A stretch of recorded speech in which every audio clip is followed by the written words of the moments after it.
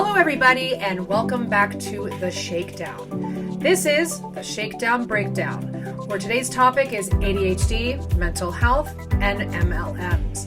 This is a series that will happen once or twice monthly, where I will be discussing things that I think are really important or sharing my opinions on different topics that may not necessarily have anything to do with multi-level marketing, but it might have to do with things that are of public opinion, things that are of public concern, that I want to just share my thoughts and my opinions on with you. Today, what I want to talk about is ADHD, otherwise known as Attention Deficit Hyperactivity Disorder. This is a learning disability that I have. I was diagnosed with it when I was 16, and I'm going to talk about it at decent length today. But attention deficit hyperactivity disorder is slightly different than attention deficit disorder, because ADD, attention deficit disorder, is just the inability to focus, right? Attention deficit hyperactivity disorder, though, is where we see lots of hyperactive children, movement, lots of hyperfixating on different things. So that's why there is a difference between ADD and ADHD. I particularly have ADHD, and I'm going to talk about how this has affected me my entire life, and not in a way where I'm looking for pity, not in a way where I'm looking for anyone to be like, you're so brave. No. The thing, though, about ADHD is that a lot of people kind of feel that it's like, oh, they just have ADHD. It's just ADHD. They can manage it. Take a pill, medicate. And I really want to start bringing to light that it's just not that simple. It's not just about getting medication and moving on with your life. Is ADHD something that, you're not going to necessarily get disability for, or, it's not one of those situations? It is very manageable, and plenty of people have it and are extremely successful. I mean, millions of people have it. But it is something that can affect a lot of decision making and a lot of the ability to comprehend or learn and, processing. It is something that everyone that has it has to varying degrees, and it manifests itself in very many different ways.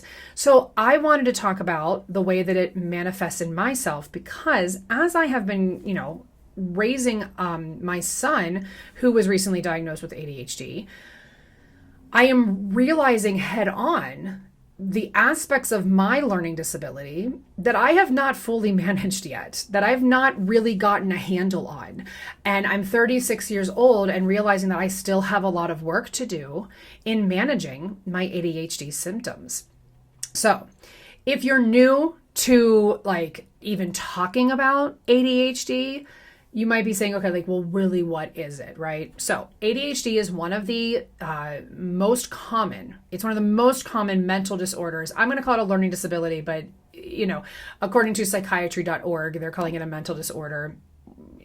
I guess tomato, tomato, that might not be an appropriate thing to say, but, whatever. It primarily affects children. We see ADHD highly, highly in children. And to give you an idea of that, 8.4% of children in America as of 2020 were diagnosed with ADHD. Now, as of the 2020 resource that I was able to get, there were 49.4 million public school students enrolled through pre-kindergarten through 12th grade. So 8.4% of 49.4 million children is 4,149,600 children. That's a lot of people. That's a lot of children. And that's not even taking into consideration any adults that have it, okay? And there are some adults who go their entire lives never having known that they had it, just thinking that they had a weird quirk or they just struggled with something, when in reality, it turns out that they had ADHD. And you might hear some people say, oh, everyone has ADHD now. When I was growing up, it was just this. Well, the reason everyone has ADHD now is because we know how to diagnose it. We know how to identify what the symptoms are, how they're manifesting, and then ways to help people, ways to help children, especially who struggle with any of the symptoms, to not feel bogged down. Because one of the major symptoms that can come from ADHD is depression. And I'll try to touch on that a little bit, but basically the depression comes from when you're feeling, as a person who has ADHD, when you're feeling overwhelmed, when you're feeling like you're lacking motivation, you can feel depression. because when we lack something to focus on, when we lack something to hyperfixate on, or something has happened to us that is what we're hyperfixating on, but it's not a positive thing, we end up hyperfixating on something that is negative, and that can send us into a depression. So it is not a depression diagnosis per se. And I also should put a disclaimer. I mean, we're not too far into the video. I am not a therapist yet. I am starting a master's program in the fall to get a master's in school counseling and to open my own practice as a therapist. So I'm not a therapist yet, but I'm not a therapist. I'm not a psychiatrist. I cannot medically diagnose you with any disorders. I am simply speaking on what I have learned, what I know, and then my experience as somebody who has ADHD. Okay. So when we hyperfixate on negative situations, it can send us into a depression. So it is not a depression diagnosis, but depression can be a symptom of ADHD. Okay. So symptoms of ADHD often include inattention, so not being able to keep focus. And this typically manifests itself in not being able to focus in things that we don't particularly care about.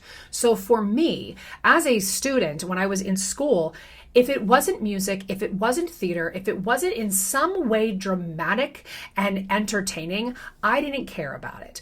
My grades were not particularly great. And because I was hyperactive, I was always in trouble for getting up out of my seat, talking out of turn, having no filter because I was impulsive.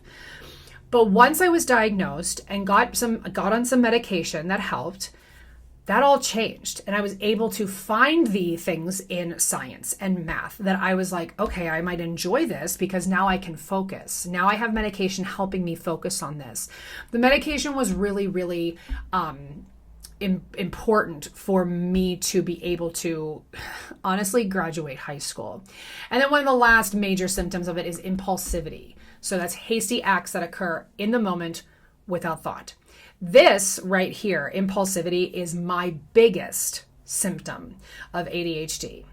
I am frequently told that I have no filter. I know I have no filter. And when I worked at one of my previous schools, we used to do staff accolades around Christmas time. And we would vote for, most creative teacher, whatever, things like that. And there was the Ooh Shiny Award, teacher most likely to get distracted. And I won it all 4 years that I worked there. Thank you very much. That's not necessarily something that one might brag about, but I really own my ADHD, and it's absolutely accurate that I would likely get distracted by something. That is who I am at my core. I'm also, in my impulsivity manifests itself in, I will frequently say the first thing that comes into my head. A story about this that I can share from when I was in college. When I was in college, I used to just keep my medication for my ADHD in the medicine bottle in my purse, and I just carried it with me everywhere. Why I did that, I could not begin to tell you. However, that's what I did. And because I don't focus, one day I was leaving my house to go to rehearsal, but I was on my way to Panera to get lunch, and I was on the phone with my mom. And I put my bags on top of the car, got in the car, and drove away. When I got to Panera, I couldn't find my bag, and that's because I had driven away with my bag on top of my car. Now, is that necessarily an ADHD symptom? You could argue that it is. I think that it is, but there are plenty of people who don't have ADHD who have done things like that before. So don't take this as like, oh my God, I did that once. I have ADHD. Not necessarily. In any case, so I've lost my Adderall at this point. Adderall is the medication that I am on. And you should also know that Adderall is a very controlled substance. Adderall is highly regulated. So please don't anyone take this as me like, I don't know. Sometimes people like to twist things that I say into like crazy stuff. So I get a call the next day that somebody who worked at a restaurant that I drove by saw my bag fall off and got the bag. And they found my number. I'm not even sure how they found my number, but they found my number. So they called me. So I went to this restaurant to get my bag, and I was so relieved and so excited that I just grabbed the bag, gave them a 20 to thank them, and I left. But the person who found my bag wasn't actually there. When I got back to my house, I opened my bag, and my Adderall was gone. Now, why am I telling you this story? I'm telling you this story because that was the first time in about 4 years that I was without this medication. So I was without medication that was helping me control my impulses, control my gut reaction to just say whatever I was thinking. I lost my filter. So for about a week, because like I said, Adderall is a highly controlled substance, for about a week and a half, it took that long for the insurance to accept that I lost my Adderall, that it had been stolen, and were going to give me a new prescription. It's not like you can just get a new prescription easily. Insurance is like, America sucks. So insurance is really hard to get a new prescription. So during that week and a half, I went through withdrawal where I slept a lot. But when I was in my acting classes, my comedic timing was much faster, was much more on point. I was funnier when I was in conversations. I was, more wild, more energetic. Going through withdrawal, a lot of times you end up getting really sleepy because it is a stimulant and it does keep you, going. But I would sleep a lot. And then when I would get up and have some coffee, my filter was gone. And when I finally got my Adderall, I went to the post office or to my mailbox to get in the mail. And my friend was with me and he said, "Are you about to take your Adderall?" And I said, "Yeah." And he gives me a hug and he says, "I'll miss you." Because he knew that I was almost a different person per se. So that was the point where I had to be like, okay, I need to figure out how to not let this medication completely take over my lack of filter. But my body has eventually become a little bit desensitized to the effects of Adderall. And Adderall is not a cure. It's not a fix-all. It's not like you take, ADHD medication and all of a sudden you don't have ADHD anymore. There are a lot of things about ADHD that you still have to manage and maintain, and the medication helps, right? I always kind of look at it as like, okay, so if I'm diabetic, I'm going to take diabetic medication. I have insulin. That doesn't mean I can just like eat whatever I want. I have to also eat healthy and monitor my sugar intake and things like that. So it's not just like medication is the be all end all and the cure all. So I tell you that story just to kind of give you a picture of how I am without my medication. But as I grew through life, there's always been these ups and downs of me impulsively reacting and then maybe getting in trouble at work because I said the wrong thing to a student. So now I'm in the principal's office trying to explain why I'm in trouble, right? And then having to like sit down and learn and work through and be like, okay, what did I do? Why did I say that? Why did I impulsively just spit that out of my mouth? Then as I got married and now I have my son and he is discovering what his symptoms are manifesting like. So for example, he's very hyperactive. He almost never eats a meal sitting down. Almost never. He will stand the whole time. I will say recently he has been sitting down more because he was walking around the dining room table eating his corn dog, and we have this beautiful cabinet in our dining room that's stained glass, and that's where we keep our liquor and all of our, party beverage glasses. And it was slightly open. Well, he's now at the height that when he's not paying attention, the door goes right to his head. And he walked right into this door while he was walking around because he just can't sit still. Since that's happened, he's been a little bit more like, I'm going to sit down because I don't want to hit my head really hard against the door. But as I'm watching him discover the way it manifests and struggle and sometimes get a phone call home from the principal because he had an impulsive reaction, I am realizing things about him that are things about myself that I have not fully managed. Because if I'm being perfectly honest about my treatment and how I have managed my ADHD, once I got medicated when I was 16, I stopped seeing a therapist and I just was like, oh, great, medicine fixed me, I'm good. So I never worked with a therapist to develop tools and systems on how to manage my ADHD. I did not develop systems of making lists. I'm honestly not sure how I made it through college. I'm not sure how I graduated twice.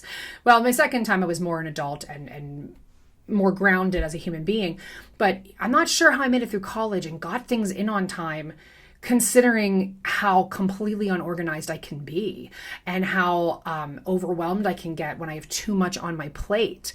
But I also love to multitask. I love to have multiple things going on because I can't just focus on one thing at one time. This morning, for example, I was typing up this script while updating my grades, while watching The Circle on Netflix, while answering emails, just back and forth between I could not and I can't. And it's only when I'm recording videos because I want to do this can I focus on just this, just what I'm talking about. But when I'm doing work, I can't just focus on updating my gradebook. I have to have something on in the background that I stop and I watch. And then I get back to work and then I stop and I watch. And then I'll check an email, answer an email, do some grading. Oh, what's going on Instagram? I'm constantly all over the place. So, and my ADHD impulsivity, the other part of it that I have recently, not so much recently, but it's always kind of something that it'll happen to me and then I will learn from it. But because it's not a perfect science, because it's not going to perfectly, line up and be done and fixed, I always kind of have backslides and then I learn from those. And so each backslide maybe isn't as catastrophic, right? But part of my ADHD too is my hyperactivity, my passion. Well, I get very energized and passionate about things I believe in. I hyperfixate on something. I get an idea. If I get an idea, for example, when I got the idea to start this channel in September, I couldn't sleep. All I could do was think about doing this. And when I woke up in the morning, I had to wake up early to come downstairs and start and get the Instagram account going and get the YouTube going and make my first video. I filmed my first video at 7:00 in the morning because I knew I would not be able to start work if I didn't do the thing I wanted to do because I didn't want to work. I wanted to make this channel. So I had to wake up early and I had to do it. But the same thing goes for when I mess up. When I make mistakes, if I offend people, if I overstep, I hyperfixate on fixing it. I overcorrect. I know this about myself because I am so convinced, and I believe it, that if I can have a face-to-face conversation with people, we can fix things. I can absolutely fix things because I'm really good at conflict resolution. I'm really good at listening and understanding and hearing other people's point of view and coming to a compromise. I'm really good at that. That is one of my strengths.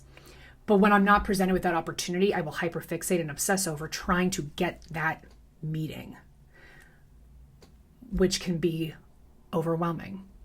I know. So how does ADHD play into multi-level marketing? You're like, Mallory, what are you talking about? Why is this connected to multi-level marketing? Well, listen, ADHD, and my channel is going to go in a couple directions. Like we're going to talk about multi-level marketing, but we're also going to talk about a lot of different things as well. Other scams, human rights, but that's why I changed everything to the Shakedown. I'm going to dismantle and restructure systems. I'm going to at least shine a light on these systems that need a shakedown, that need to be looked at. So that might not just be multi-level marketing. But since today what I'm talking about is ADHD and how it connects to multi-level marketing, the reason I joined Tupperware and Perfectly Posh was a result of my impulsivity, was a result of my lack of focus, that I had nothing to focus on. I was at a point in my life where I was feeling dull, I was feeling bored, I was feeling depressed because I had nothing to look forward to. And I wanted something new, and I impulsively, both decisions for both of those MLMs were made when I impulsively decided, I'm going to do this. I'm just going to do it. I'll deal with it later. I think I joined Perfectly Posh at 11:30 at night. My upline was sleeping. She woke up the next morning and was like, oh, hey, hi. And the worst part about it is that she didn't even really have to try to recruit me. I was able to just be like, yeah, that sounds great. Let's do it. Let's just do something crazy. Let's just do something fun. And I impulsively did it. And then I later had to explain to my husband why it was a good idea, what I was thinking, where I was going. And so then the same thing applies to spending money, especially when you're in your MLM. You want to hit that rank because when you get that dopamine hit, it feeds that I accomplished something. It's short term. In multi-level marketing, you have 1 month to accomplish a goal. And then the next month, it resets. So in the mind of somebody who has ADHD, and I'm speaking specifically for me, in that 1 month, that's an attainable goal. One of the other big symptoms I have is I never finish anything. The only thing that I can successfully say that I have ever finished is when I put on a musical. If I am the director of a musical, I absolutely finish those because there's an end date. There is a production that has to go on. There are people who are buying tickets. They are going to be there. They're going to watch these people. And if I don't follow through, I'm in major trouble. So the show goes on. But when it comes to workout programs, routines, habits I'm trying to form, to-do lists, I bought this. Let me show you. I bought this planner. I had the best of intentions with this planner. And I definitely used it more than I thought I would. You see, to start, this is for my work, my actual job. All these things I was crossing off. I was killing it. I was doing so good. Look at that. So good. But then it just started to get empty. And I stopped. Then I pick it back up. And then empty. Then I pick it back up. And then empty. My ADHD is a constant. I have little projects everywhere that are just unfinished. Another example. My friend Pam, British Pam, love you so much, Pam, if you're watching. Last year, I wanted to get a bench, one of those nice park benches to put on the side of my house. And I posted on Facebook and said, anybody have like a bench or something? And she messaged me and said, I have this old one. It needs repurposed, like it needs, fixed up, but you can have it. And I was like, yes, this will be a project. This will be so much fun. I just started the project. Well, let me rephrase. I went out and bought the wood that I needed, and that wood sat there for a year. A whole year. It sat on our back porch. And then about 3 weeks ago, I took apart the bench. I took out all the old wood. And then my husband, I asked him to cut the wood about 2 weeks ago. Now I need to sand it and stain it and put it together. So I'll probably finish it by the spring of 2027 at this rate. Lots of little projects. So with multi-level marketing, each month is like its own little project and has an end date. It has a definite, if you don't hit this number by this date, well then you're shit out of luck. So that motivated me in a way, but it also created a lot of anxiety. And if I didn't hit it, then there was that depression that I didn't accomplish something. And what was it that I wasn't accomplishing? Not making rank, not selling enough product to people that they could just get at Target, not recruiting more people into my downline so I could make more money. It's always a numbers game. I always want to beat the next number of whatever it is that I'm doing. It doesn't matter what I'm doing. I'm always wanting to beat the next number. So I believe, and I really would love to know, and if you would be willing to leave a comment, I would love to know if you have ADD or ADHD specifically, and you felt that maybe because of the way that your symptoms manifest, that contributed to your decision to join a multi-level marketing company, because I know for certain that it absolutely contributed to mine. And as I'm growing, I'm 36 years old, I'm still growing as an adult. I have so much learning to do. And I have so much to adjust and adapt with my own disability with having ADHD. And you might be like, she doesn't have a disability. I mean, it does fall under learning disabilities. Students in schools have individual education plans if they have ADHD, which falls under the learning disability umbrella. I am still learning how to manage how my ADHD manifests, especially now as a parent, especially now as a friend, especially now as someone who has an online presence, and learning how my ADHD manifests and how to control and be more measured and not impulsive, and how to make sure that my ADHD doesn't get in the way of friendships I might form on here. People who have ADHD should not ever be looked at as like, oh, it's just ADHD. No, it's not just ADHD. ADHD can be cumbersome for a lot of people. And some people have like small symptoms, mild symptoms. And other people, like myself, have really intense symptoms. One of the other things that I do is I talk fast. And I think there's different points in this video just a few minutes ago where I heard myself speaking too fast. And so in my brain, constantly, especially when I'm speaking on videos, when I'm speaking to a class, when I'm even speaking to people, there's constantly a little voice in my head saying, slow down, don't talk too fast. And that in itself is exhausting.